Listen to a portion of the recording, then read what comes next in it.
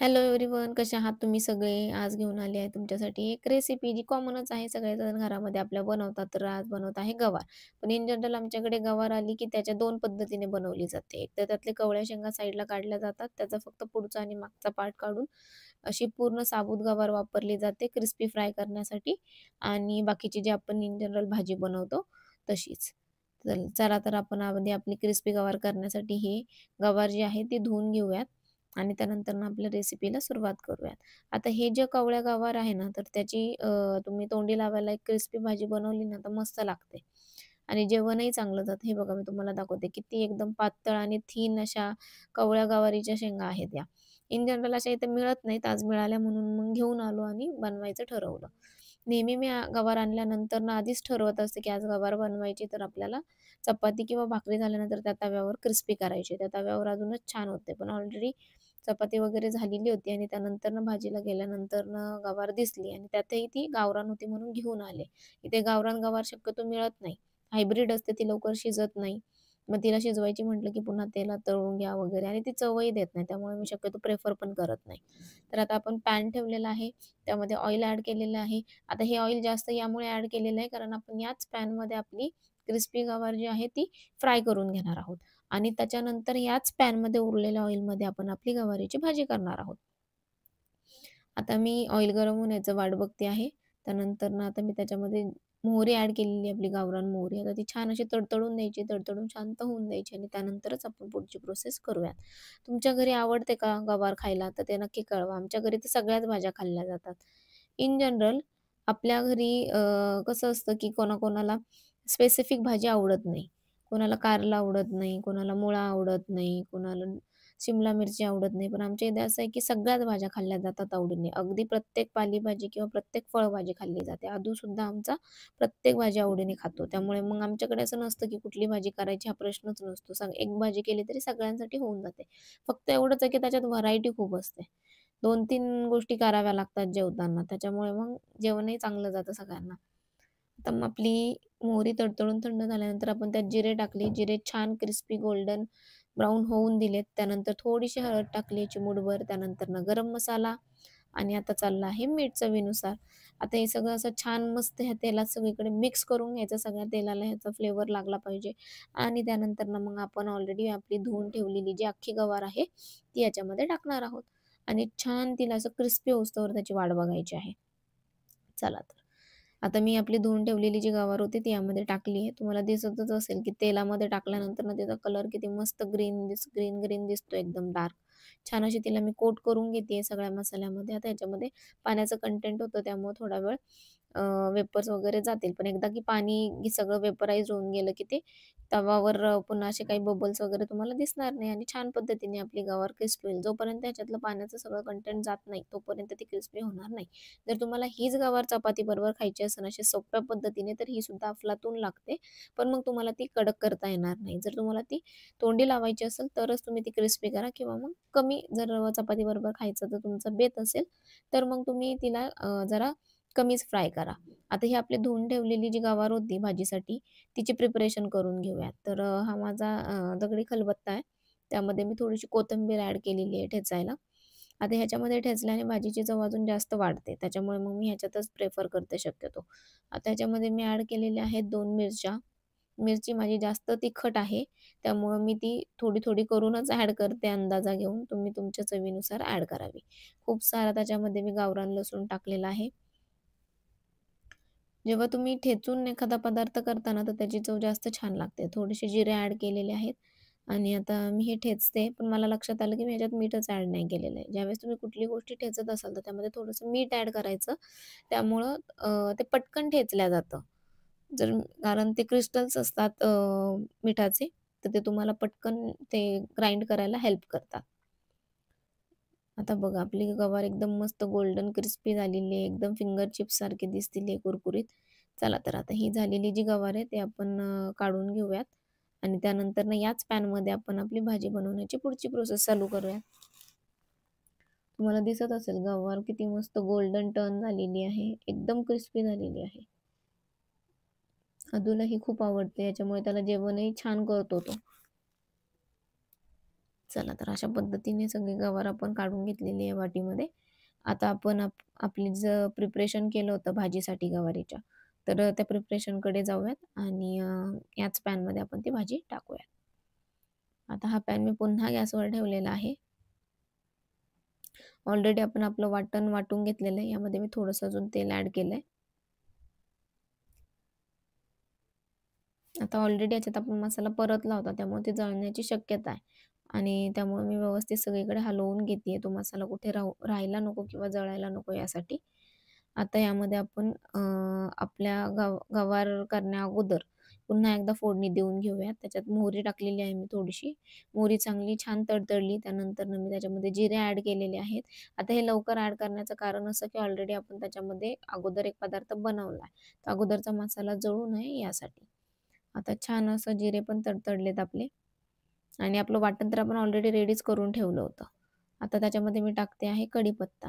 छान मस्त गावरान कढीपत्ता आहे. छान कडक फोडणी बसलेली आहे. वास छान सुटलेला आहे. आता याच्यामध्ये आपण ॲड करूयात या स्टेजला थोडीशी माझी फेव्हरेट हळद. ज्या माझ्या फेव्हरेट गोष्टी ते मी ॲड करायच्या सोडत नाही. हळद असेल, त्यानंतरनं कोथिंबीर असेल, कढीपत्ता असेल.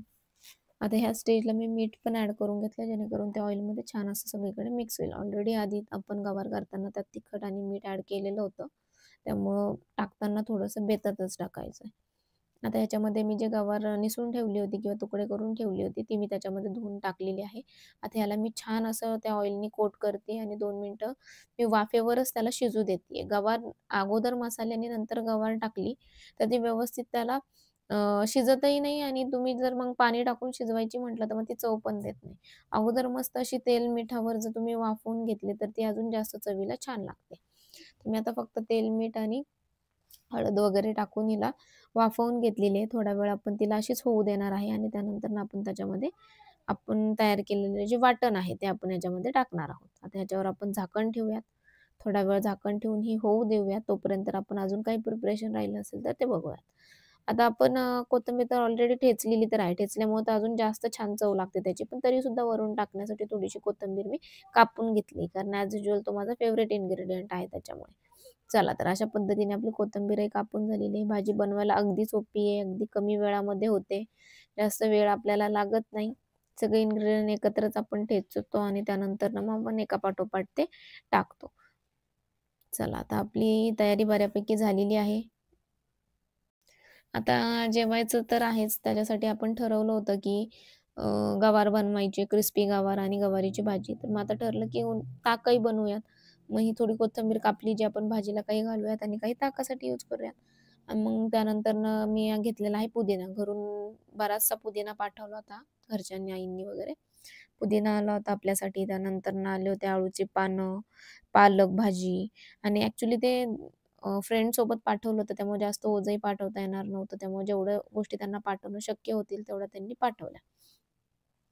चला तर आता हा पुदिना आपण कट करून घेऊयात. मस्त गावाकडच्या ताज्या गोष्टी जर आल्या, तर त्या खाण्याची मजाच काहीतरी वेगळी असते. त्यामुळे त्या कधी करू आणि कधी बनवेल असं होतं. आता आपली ताकासाठी तयारी झालेली आहे. आपण ऑलरेडी कोथिंबीर कापली होती. आता आपण थोडासा पुदिनासुद्धा कट करून घेतलेला आहे. आता बनवूया ताक.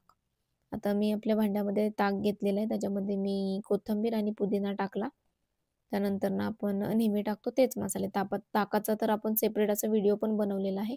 त्यामध्ये मी थोडंसं आपलं व्हाईट मीठ टाकते, त्यानंतर थोडा चाट मसाला टाकते आणि थोडं आपलं काळं मीठसुद्धा मी त्यामध्ये टाकते. ब्लॅक सॉल्ट किंवा रॉक सॉल्ट आपण जे म्हणतो ते आणि धना पावडर. एवढ्या गोष्टी मी मसाला ताक करताना नेहमी टाकत असते. आणि छान असं त्याला मिक्स करून पुन्हा थोडा वेळ ह्याच मातीच्या भांड्यात ठेवलं, तर ते खूप थंड होतं आणि मातीच्या भांड्यामध्ये त्याची टेस्ट अजूनच जास्त छान लागते. याला फ्रीजमध्येही ठेवायची गरज नाही. फ्रीजमधलं ताक पिलं की घसा धरणं, सर्दी वगैरे ह्या गोष्टी होतात. पण मातीच्या भांड्यात जर आपण ताक बनवलं, तर ते चवदार पण होतं, थंडही होतं आणि ते आपल्याला बाधत पण नाही. चला तर ताक रेडी झालेलं आहे. आता हे साईडला ठेवूयात आणि आपल्या भाजीकडे वळूयात आता आपण. आता भाजी आपण बघितली की थोडा वेळ वाफवण्यासाठी ठेवलेली होती, तर ती आता वाफून झालेली आहे. बिना पाण्याचीच आपण तिला वाफवलेली आहे. बघा मस्तपैकी आता ह्या स्टेजला जवळपास तुमची 70 ते 80% गवार ऑलरेडी रेडी झालेली आहे. आता ह्याच्यामध्ये आपण हलवून घेऊयात एकदा आणि आपण जे वाटण रेडी केलं होतं ते ॲड करूयात. आता ऑलरेडी ते वाफवल्यामुळं त्याच्यातलं ऑलरेडी ऑइल सगळं ड्रेन झालं होतं. तर मी ह्या स्टेजला थोडंसं ऑइलमध्ये ॲड करते, कारण आपल्याला जे मिरची वगैरे आपण वाटली आहे तर ती टाकायची आणि ती तेलामध्ये छान थोडीशी परतली जावी यासाठी. तर आता तेल गरम होण्याची वाट बघते मी. तेलही आता चांगलं गरम झालेलं आहे आणि आता आपण याच्यामध्ये आपण केलेलं वाटण घालूयात. जेणेकरून ते जे वाटण पण तेलामध्ये छान असं कोट होईल आणि एकजीव झाल्यानंतर ना ती भाजी अजून जास्त छान लागेल. हे अशा पद्धतीने आपण ह्याच्यामध्ये वाटण टाकलं. ते वाटण करतानाच आपण त्याच्यात कोथिंबीर घातलेली होती, त्यामुळे अजून जास्त टेस्ट येणार आहे याला. सगळं वाटण टाकून झाल्यानंतर ना याला आपण व्यवस्थित आपल्या भाजीसोबत मिक्स करून घेऊयात, गवारसोबत. आता ऑलमोस्ट भाजी होतच आलेली आहे. भाजीला जास्त टाईम लागणार नाही, कारण तुम्ही ऑलरेडी त्या शेंगा ज्या होत्या त्या वाफवून घेतलेल्या आहेत आणि शेंगाही तशाच बारीकच होत्या, जास्त काही जाडसर वगैरे नव्हत्या, त्यामुळे त्या लवकर शिजल्या. आता हे छान आपण असं तेलामध्ये ते जे वाटण होतं ते मिक्स करून घेतलं. त्यानंतर आपल्या सगळ्या शेंगांना आपण कोट करून घेतोय.